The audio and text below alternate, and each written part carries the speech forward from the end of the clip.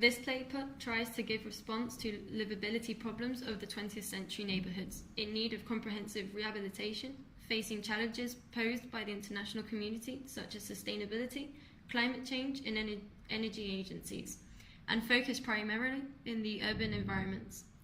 Research focuses on management processes for the regeneration of urban environments, aiming to the humanization of the urban habitat and prioritizing participatory solutions. The result in the theoretical development of a management model based in the idea of cooperative entrepreneurship in order to confront the issues of conservation, maintenance, and modernization of the communities.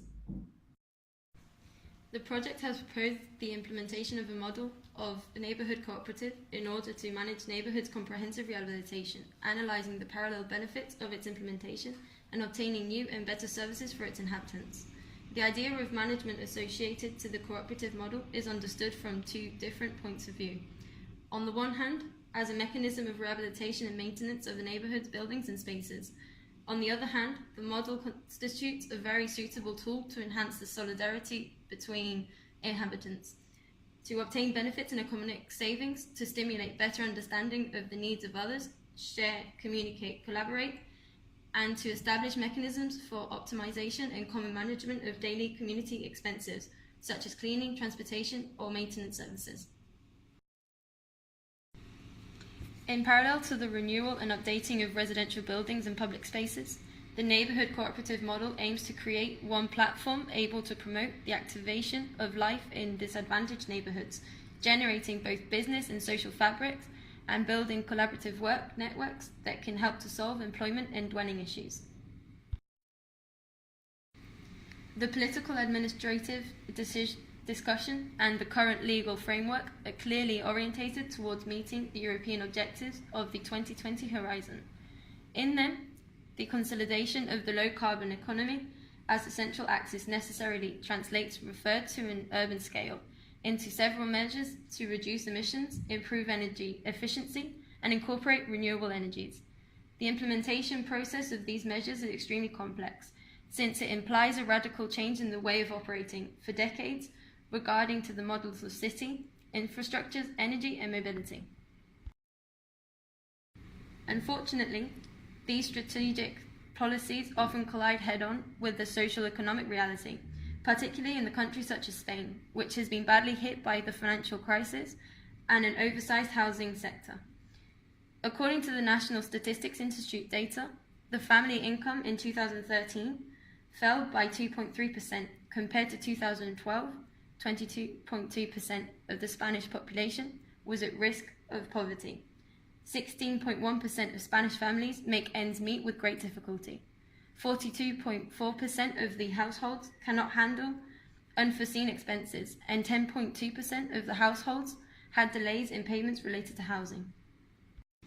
Faced with the harsh reality revealed by these data, it is obvious that the expense of housing renovation, whether for updating or to comply with the legal duties of maintenance and conservation, it is an extraordinary expense that many families cannot cover. If we add the cost of universal accessibility measures, as well as the improvement of the envelopes or the incorporative of renewable energies proposed by numerous demonstration projects, we are faced with a situation that is difficult to assume from the family economy of a large proportion of citizens. The neighbourhood cooperative responds to this difficult situation that confronts the undoubted need to revitalise obsolete neighbourhoods with their social reality. By understanding the cooperative as a tool for the self-financing and the neighbourhoods by obtaining parallel resources that would reduce the direct contribution of the members of the neighbourhood, it was necessary to analyse the economic viability of the model. In addition, the project shows the synergies that the neighbourhood cooperative model can generate for the initiative of the inhabitants in the construction or a more efficient and sustainable collaborative neighbourhood. A neighbourhood cooperative is a collaborative management system based on the participatory relations of citizens to solve the problem of cities. This neighbourhood management model is based on the cooperative society that allows favouring the regeneration of residential communities. The neighborhood cooperative is established as a source of employment and training, as well as a boost for the economy of the district, to reduce job creation within the cooperative and enhance the business activity of the neighborhood and local companies. It facilitates the development of cooperative mobility services without CO2 emissions, which would allow the almost total elimination of the private car fleet in the neighborhoods, or the creation of co-housing communities for older people with almost free care benefits. The neighborhood cooperative implements the concept of common life services as a regeneration mechanism to foster housing solidarity, economic benefits and savings, both community and personal. It stimulates a better understanding of the needs of community, sharing, communicating, collaborating, establishing mechanisms for optimization and common management of daily expenses of cleaning, transportation, or maintenance of buildings and communities, as well as the use and care of public spaces. In addition, with the renovation and updating of residential buildings and public spaces, this platform promotes the activation of neighborhood life, creating a business and social fabric, as well as a collaborative working network capable to solve the current housing problem. These are many international success cases in relationship with the development of the neighborhood cooperative. For instance, the Coin Street Community Builders or the Eldonians in England. In these cases, community-based housing associations and cooperatives have been an important part of that success, especially in co-housing projects which are based on equality, democracy, and horizontally in the decisions of making process. The neighborhood cooperative shares co-housing features. Stewart highlights 4 of McClement and Durrett's features to define the philosophy of co-housing: participation, interaction, common facilities and spaces, and self-management. Co-housing is a form of home ownership that emphasizes community in shared space. Both of them are private homes around a network of services. Co-housing improves pro-environmental behavior and on driving moderation, energy conservation, household food procurement, and recycling and composting. They have a participatory development process, neighborhood design, resident management, common facilities, non-hierarchical structure, and decision-making. But a neighborhood cooperative shares economy. But there are 3 important differences. Cooperative, around 12 to 36 dwellings versus a minimum of 2,000 dwellings for neighborhood cooperative. Second, a co-housing community is mainly a new building project. The neighborhood cooperative is a process of regeneration of an existing design. And finally, a neighborhood cooperative is a special form of social enterprises focused to cooperate social responsibility. The neighborhood cooperative is to develop a supportive tool to encourage the creation of collaborative living spaces in neighborhoods and housing blocks.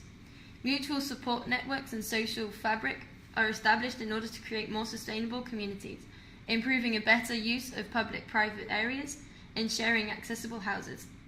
According to Stansted and Westing, the idea behind the co-housing model is that common work is the basis for personal contacts. A co-housing may have a solidarity fund to which all households contribute and from which anyone may draw in time of an accident or emergency. A neighborhood cooperative must have a cooperative fund. A neighborhood cooperative is a consumer cooperative constituted to obtain goods and/or services for its partners on advantageous terms, as well as the cooperative of associated work, whose purpose is the provision of third-party work and services. There may be several sub-cooperatives for different services and sub-cooperative of associated work if it is intended to offer services out of the community and get incomes for the cooperative fund. According to Cucci and Sweetman, the neighborhood's regeneration is not only an architectural and urban operation, but also requires a new business model where new areas of activity can be integrated. The neighborhood cooperative establishes an action framework or an ecosystem of relations, where it is necessary to locate all the inside and outside stakeholders, neighbors, administrations, associatives, and product fabric of the neighborhood, social responsible business network. that take part in the urban rehabilitation processes. The map of relationships determined the role of each of them. Conditions determined a series of strategic interventions, establishing priorities according to the real needs of the citizens, as well as the legal requirements of its implementation. The implementation was also done according to the relationship between the neighbourhood cooperatives' incomes and the expenses resulting from improvements in buildings and public spaces, forcing to establish criteria of priorities of large volumes. And the second, the provision of habitability services and as an alternative to the scale of goods. The neighbourhood cooperative analyses the economic viability of savings obtained by the economy of scale and managed through the model for the consumer cooperative. These savings can become into income for the cooperative fund through several mechanisms. Also, other sources of savings related to the consumption of families are included, both in the possible internal commerce of the neighbourhood and in external services. In addition, the neighbourhood cooperative can implement complementary services for neighbours, such as sustainable mobility, care for the elderly, or managing the rent of vacant houses in the neighbourhood. Though through the latter, the neighbourhood cooperative also promotes the use of empty housing, fostering the rent at affordable prices and facilitating access to housing while generating economic resource to cope with rehabilitation. Optimization of consumptions by the economy of scale and the improvement provision of habitability will also have a repercussion in the improvement of the social and environmental aspects. For example, improving water and sanitation networks promotes the reduction of losses in water consumption, or the contracting of energy services for all the members of the cooperative with companies that guarantee the production of 100% renewable energy makes the bill cheaper while collaborating in the reduction of gases of the greenhouse effect. The resident population integrated in the cooperative, the more possibilities of financing will count the neighbourhood thanks to the increase of the returns obtained by the economic efficiency in the consumptions, and to the greater volume of businesses and the cooperative as service provider. In addition, it must be taken into account that the neighbourhood cooperative is a source of employment and that logically will give priority as far as possible to the hiring of inhabitants of the neighbourhood who join in at it as working partners. The neighbourhood cooperative responds to a comprehensive project of neighbourhoods regeneration that is built as a collaborative economy to create a more adaptable society, which can deal with the constant changes.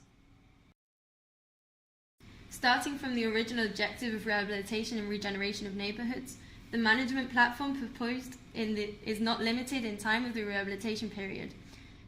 Neighbourhood cooperative is a long-term incentive to improve the economic and social activation of the neighbourhoods. In this way, the project verified the positive effects of the neighbourhood cooperative in the following points. The integral rehabilitation of neighbourhoods is addressed from a self-financing system, generating benefits derived mainly from the reductions of costs and of the capacity of the cooperative to generate income through its own activity. The case study results show that the neighbourhood cooperative is able to reduce the costs of rehabilitation by 36% and to generate more than 80% of the annual quota that would have to be faced to finance the whole project.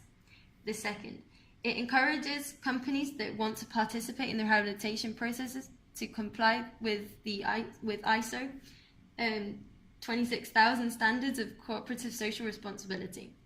The third, it is an agent that revitalizes the economy of a neighbourhood and induces the creation of employment on several levels.